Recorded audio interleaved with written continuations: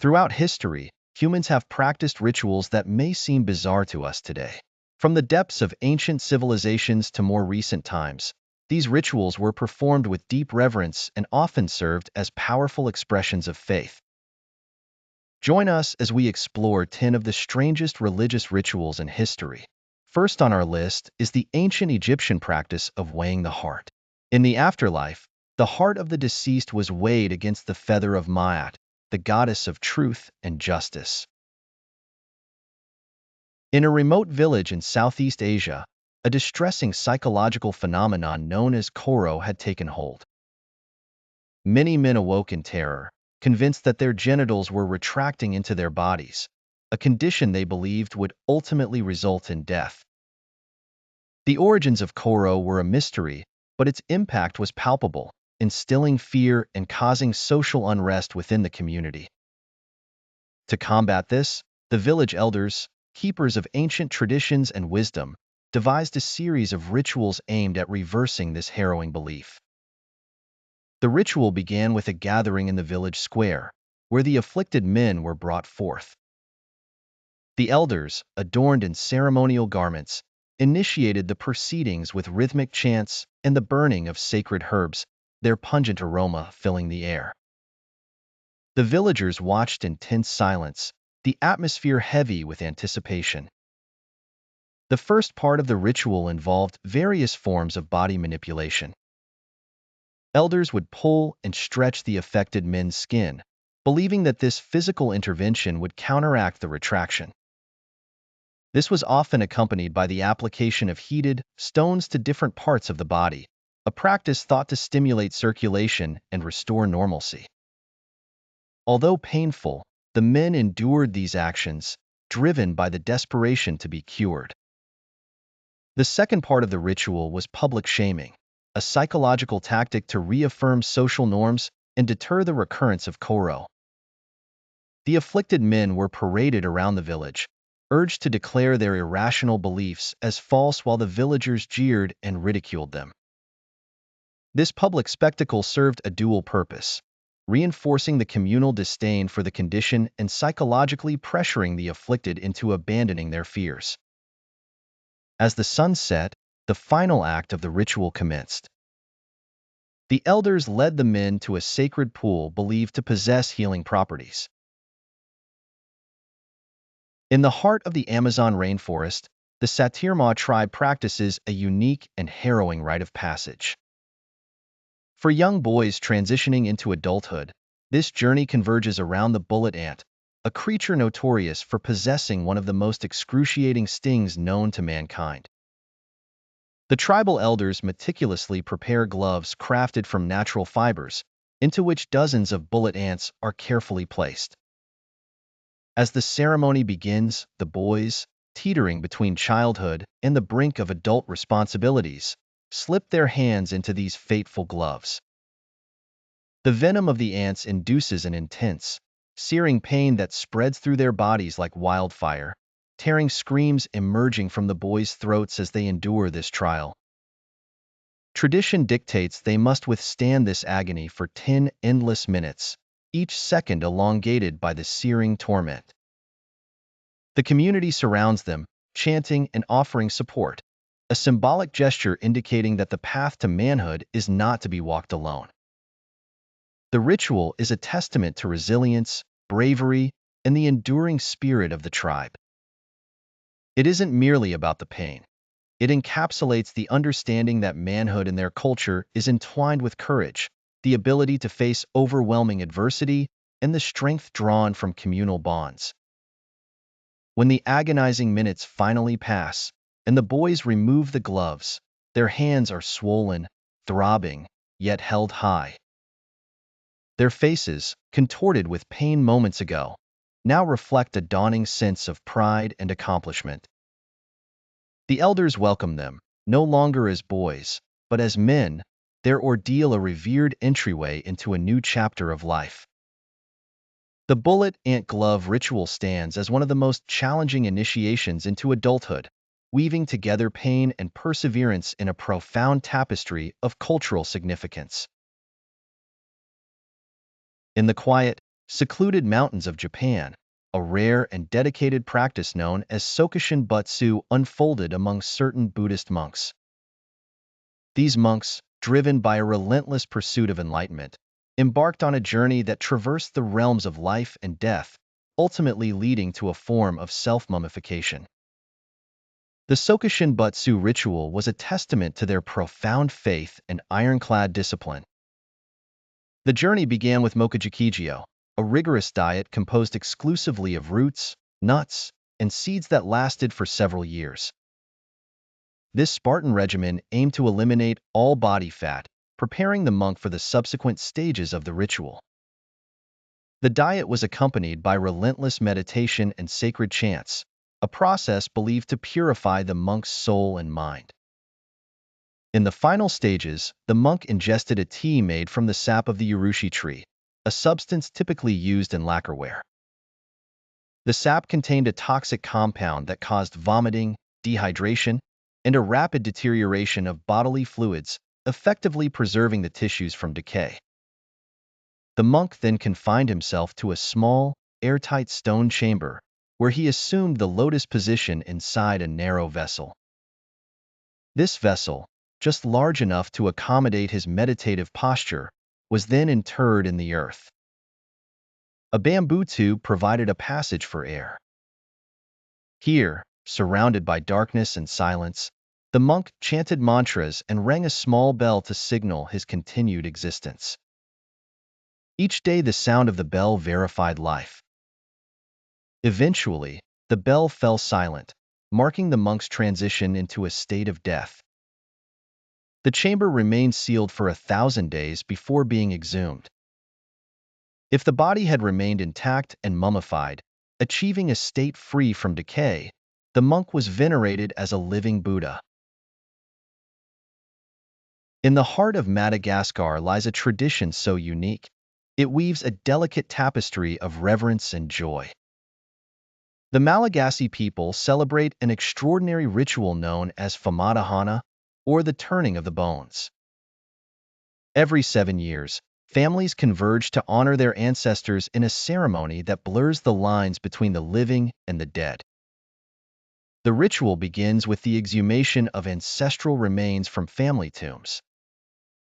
Unlike the somber traditions surrounding death in many parts of the world, Famadahana is a time of exuberance and togetherness. The bones are tenderly cleaned and rewrapped in fresh, beautifully decorated shrouds, symbolizing respect and renewal. Once the preparations are complete, the village comes alive with festivities. The Malagasy people lift the newly wrapped ancestors from their resting places and, with music resonating through the air, begin to dance. The village square becomes an open stage, where the living dance with the dead in a powerful display of the unbreakable bond between generations. Children, in particular, are taught to revere their heritage and understand their place within it. They observe their elders with wide-eyed wonder as they participate in this sacred dance, absorbing the stories and legacies that have shaped their community. For hours, laughter and song fill the air, and food and drink are shared among all. The Famadahana is not just a celebration of those who have passed, but a reaffirmation of the community's collective spirit and unity. Throughout the ceremony, the atmosphere is one of warmth and connection, bridging the gap between the past and the present. At its core, Famadahana is a reminder that the departed are never truly gone.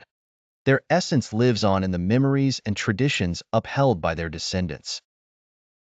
As the day draws to a close, the ancestors are gently returned to their tombs, now wrapped in the love and festivity of their living kin.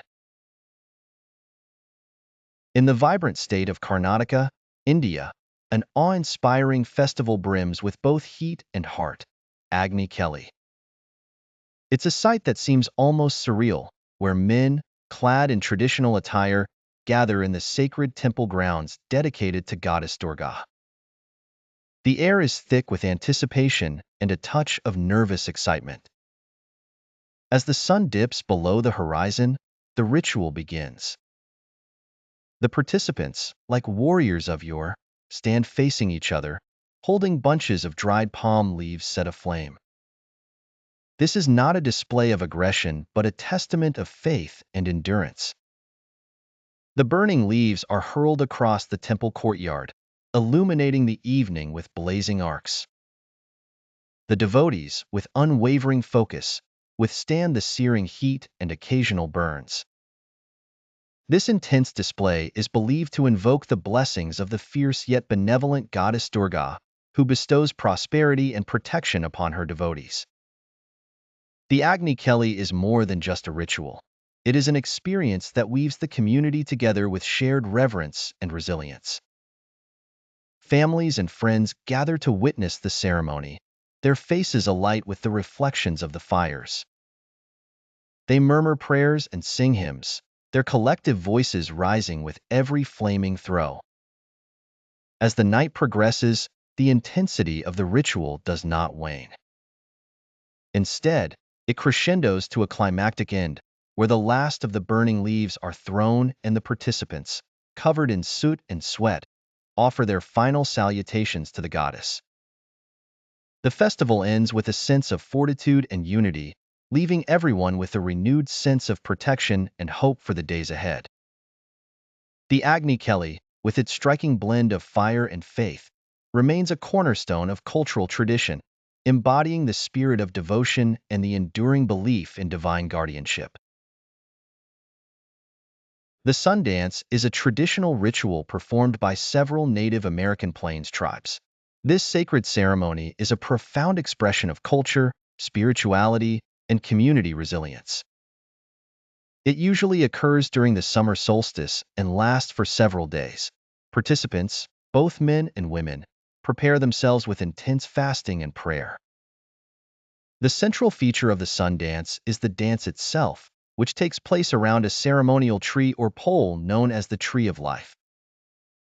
Dancers move rhythmically in a circle while chanting and drumming, entering deep states of spiritual connection. In some tribes, it involves enduring physical pain through piercings, where participants are attached to the Tree of Life by means of wooden pegs inserted into their skin. By offering their pain, dancers seek spiritual guidance, healing, and the well-being of their community. Spectators, often close relatives, witness the ritual with reverence and offer support through prayer and song. This communal engagement renews the bond between the people and the Creator, fostering unity and cultural continuity. The sun dance underscores profound metaphysical beliefs, emphasizing sacrifice, renewal, and the deep interrelationship between the spiritual and physical worlds. The Thuggee were a secretive cult in India known for their ritualistic murders. Believers thought that they were serving the goddess Kali by strangling travelers as sacrifices. The cult's activities spanned centuries until they were finally suppressed by the British in the 19th century, with the term thug entering the English language as a result. In the dense, moonless nights of rural India, the Thuggee would operate with chilling precision. They were not merely killers, but operatives who viewed their acts as holy purification, performing them with unyielding devotion. Their targets, often unsuspecting travelers, would meet their fate in eerie silence, their last breaths offered to Kali. Each murder was a ritual, a solemn event conducted with grim professionalism. The Thuggee would travel in gangs, blending seamlessly with the throngs of other wanderers. They were masters of deception, easily gaining the trust of their victims before striking. Sentries would quietly scout for suitable targets, while others prepared the garrots, the nooses with which they strangled their victims. It was a way of life, passed down through generations, a grim duty to their goddess. During the 19th century, the British colonial administration became aware of the Thuggees' activities and launched a concerted campaign to eradicate them. Led by officers like William Henry Sleeman, this effort combined intelligence gathering, military action, and local cooperation. It was a tough battle involving numerous skirmishes, covert operations, and deciphering the codes and signs that the Thuggee used to communicate. Over time, the Thuggee cult was dismantled, and with their downfall, The term thug made its way into the English lexicon as a synonym for a violent criminal. But the story of the Thuggee remains a haunting chapter in Indian history, a reminder of the dark ways in which faith and violence can intertwine. Today, their legend is shrouded in both fascination and horror, a tale of blind devotion and relentless brutality. In 1534, King Henry VIII established the Act of Supremacy, declaring himself the supreme head of the Church of England. This bold declaration was not just a single act of defiance against the Pope, but a series of calculated moves that rippled through England's religious and political fabric. The monasteries, which had long been bastions of Catholic influence and wealth, faced dissolution. Their lands and treasures were confiscated, fueling the royal treasury and redistributing power among the nobility. New religious rituals and practices emerged, reflecting the king's vision of an independent English church. But not everyone embraced this seismic shift. Many saw it as a betrayal of spiritual authority and an affront to centuries-old traditions. Those who refused to acknowledge King Henry's supremacy faced persecution. Priests, monks, and nuns who remained loyal to the Pope were arrested, tried, and many were executed for treason.